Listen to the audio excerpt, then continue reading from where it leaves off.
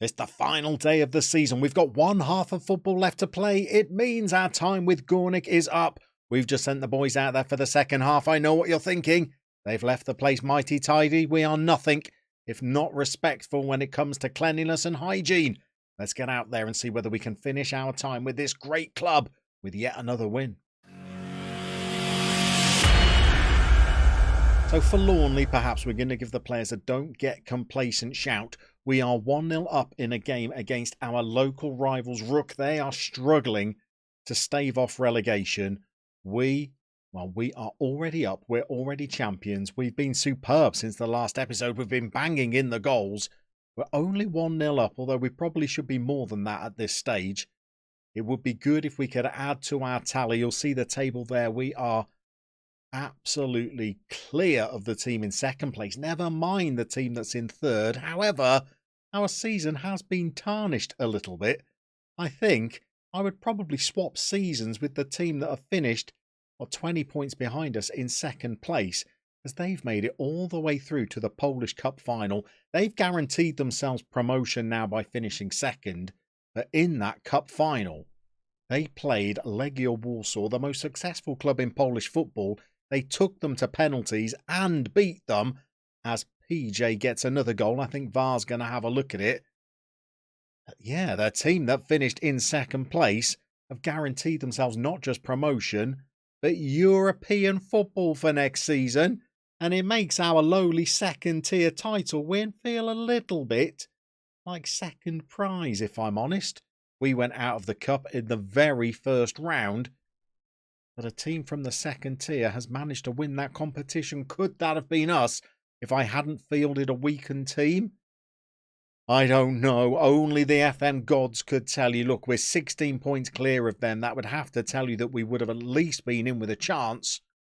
But we have been absolutely imperious in this league so far.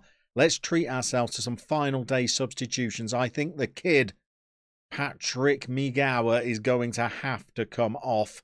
He looks like he's picked up some kind of knock. We're going to throw on Łukasz Volsztyński in his place, and Sukachev is throwing in a poor performance. We'll bring on Arsen Hrosu in his place. He can play out there. He can't really cut inside quite as well as Sukachev can, but I think he will do a good job for us. 18 minutes of our time at Gornick remaining, and it's looking like another routine win. I reckon this has been our most dominant season of all the ones we've played in Mercenary so far, even more dominant than Dugapolia in our first year. We have run away with this division. I thought it would be far tougher than this. And I know the next challenge is going to be far tougher than this because we've got a bit of a reputation now. We'll show you that after the game.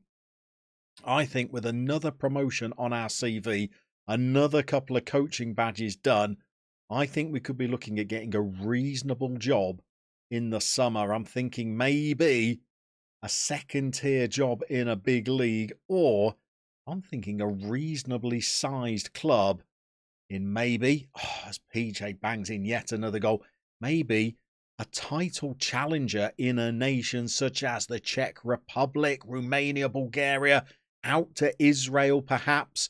Could we land a job at a club that would give us the chance of winning our first top flight competition since we started Mercenary? Next season's going to be season number 5.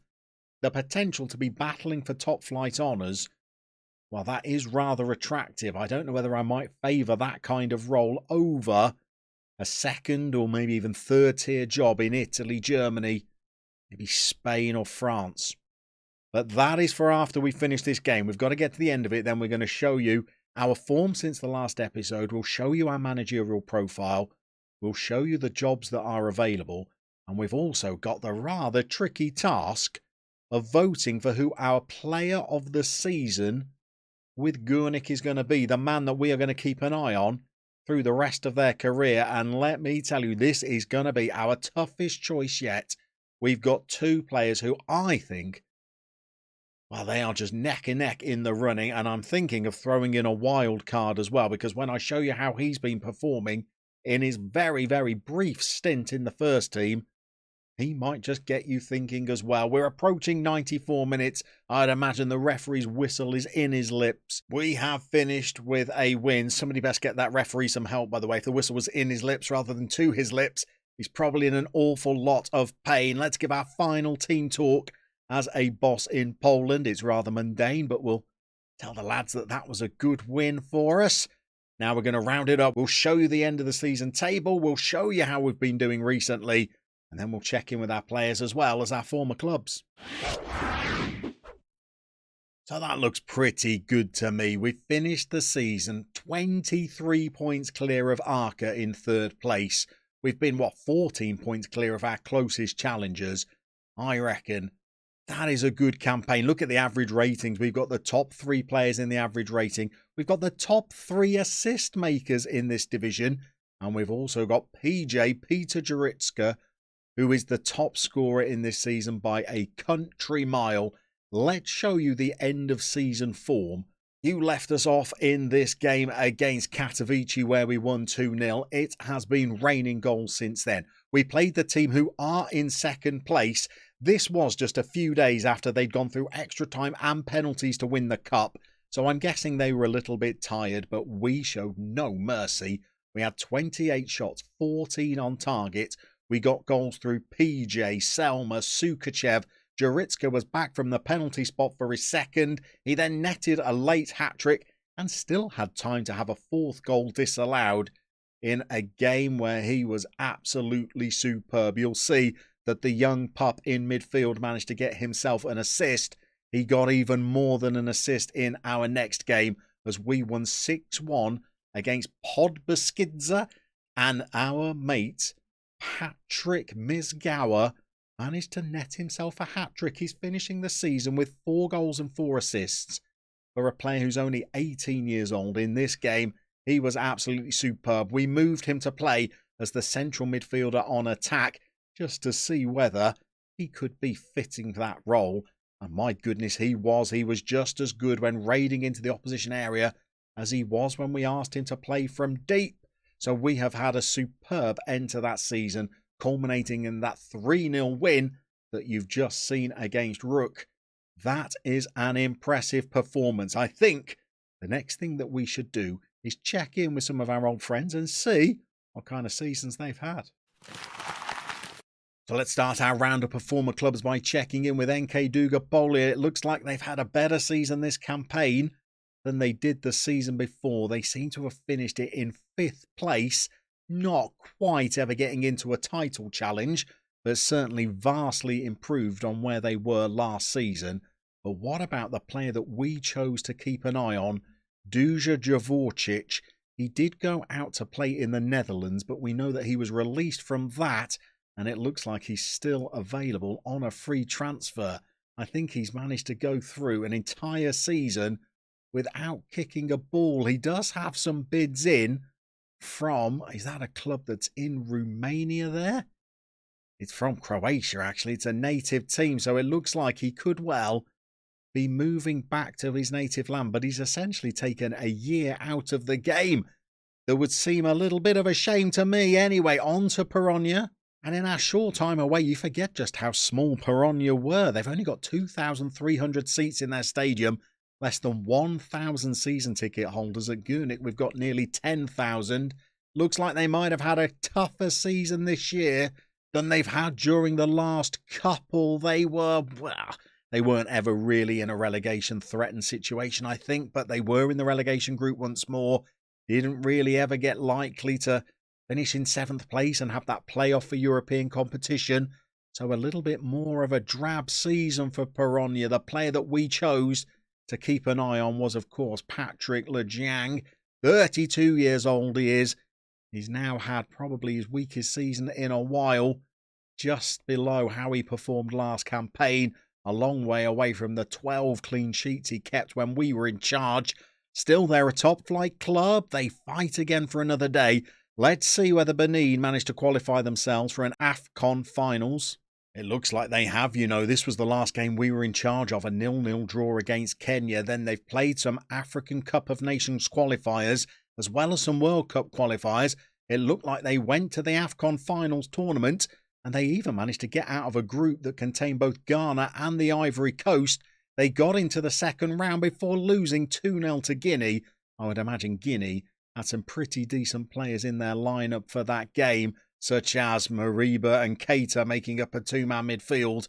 That's not half bad, is it? You can forgive Benin for going out, but it looks like they've still got some World Cup qualifiers that they're in the middle of as well. They're currently placed third in their group. They've only got 1 point from their 2 games.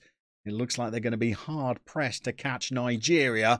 They have been to another AFCON tournament, so I guess you would deem that a success. But now, I think we need to move on from checking in with our old clubs to having a look at who we're going to make our one to watch from our time with Gurnik. So after the season we've had, I think some of these players can consider themselves frightfully unlucky that I'm leaving them out of the poll for our player of the season. I think Jakub Szymanski really does have cause to be aggrieved that I'm leaving him out. He was never even meant to be in our first 11, yet he's made 30 appearances in 34 possible starts. He's got himself 6 goals, but look at the average rating, 7.61.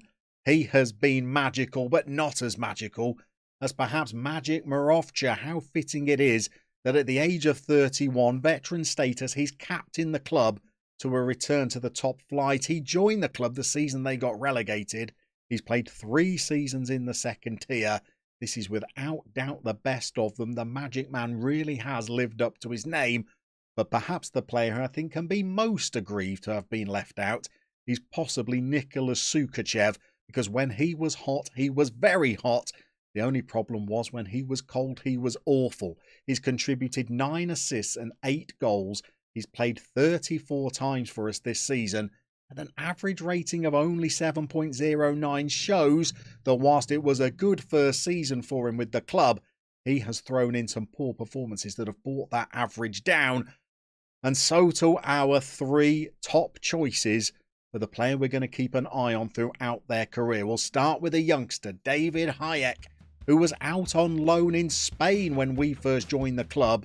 We decided to keep him with us this season, and we are mighty glad that we did. An average rating of 7.69 accompanies 18 assists and 14 goals, playing in all 34 of the league games this season.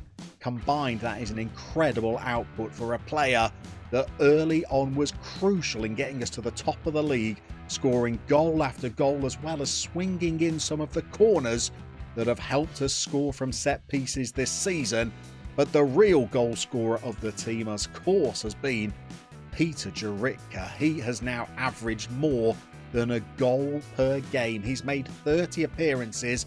For a winger, he may only have contributed 5 assists, but he's got 9 Player of the Match awards, an average rating of 7.83, and has scored a remarkable 32 goals. That is a record for this division in Polish football. And for a player who's not played a single game as a striker, 32 goals is an absolutely incredible effort. And I'm also going to throw in the wild card. Patrick Mizgawa sat in our under-18s for the first part of this season. I was fairly oblivious to his existence, but he started to pick up in training. We had a few injuries and players that were out of form in the centre of midfield, so we called him up to the first team, and he has well and truly repaid us. He may only have been involved in 11 games, but he's scored 4 goals including a hat-trick, as well as 4 assists, 1 Player of the Match award, an average rating of 7.48 for a player who is only 18 years old. I'm going to throw him in there as a wild card pick because I think he could be an interesting player to keep an eye on. I'm not keen on this player trait of dwelling on the ball.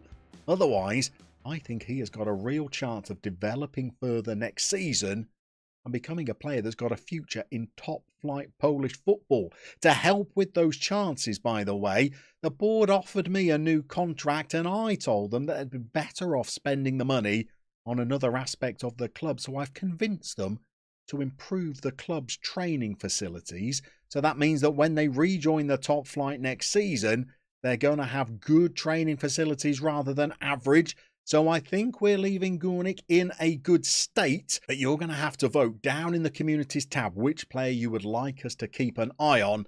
But let's finish this episode by checking out our managerial profile. Let's have a look at the bump that we've got from winning the league, and we'll also see what jobs there are available that we might be able to take on.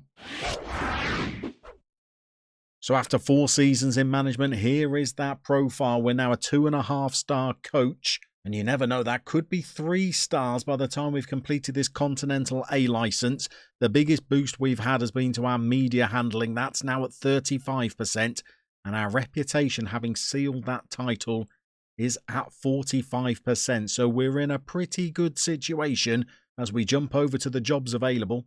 So with the seasons coming to their end all across Europe, there's no shortage of jobs, and there are some interesting ones as well. We could stay in Poland and jump into another top flight club such as Lechia Gdansk, but I think it's time for pastures new. Debrecen would be a big club in Hungary, but they're in the 2nd tier and have only finished 6th this season. I think we're better than a 2nd tier team in Hungary, and maybe some of these jobs a little bit further down might interest us. Brest in Ligue 2 in France, they've just come 6th. That would be an interesting one, maybe. Dijon in France, Niort in France, both interesting clubs. We've also got jobs in Germany, although I think Hamburg and Mainz might both be a little bit beyond us right now, and there's going to be plenty of other jobs coming up over the next couple of weeks. I'm just seeing Holstein Kiel in the Bundesliga 2. That could be a job that might interest us, maybe even jumping in over in Turkey somewhere. That could be an interesting proposition as well. We are going to scour the market and try and find ourselves the most exciting job that we can to bring you another good adventure in FM22 Mercenary. When you join us for Friday's episode, we're going to be announcing our new club. Hopefully, it'll be a biggie. We'll see you for Friday's episode.